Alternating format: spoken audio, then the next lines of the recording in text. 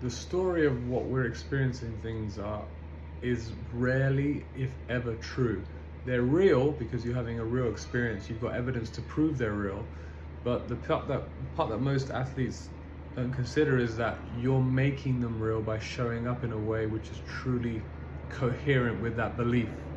For example, if you are that tennis player that has a certain server percentage, and you've got the story about how if you serve like this, you can't win matches against top players because you've got the evidence to prove that, you giving attention to that and believing that during the match is what makes that statistic true.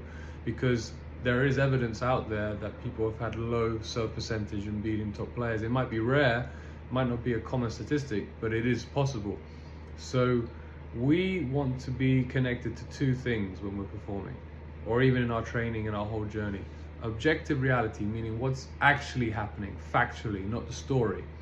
If you're serving 20% below average, you're serving 20% below. How can you get to 19%? How can you drop that down to 18, 17?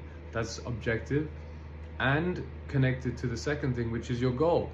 If you don't have a clearly defined goal, then it's very difficult to make sense of what's actually happening outside of a story, a pattern, or a habit. You see, when we don't claim and declare what our goals are, we have old goals, old unconscious conflicting goals about we're not good enough and we're not going to make it, all these things, I'm falling behind. They start to take over and they control what you're making things mean.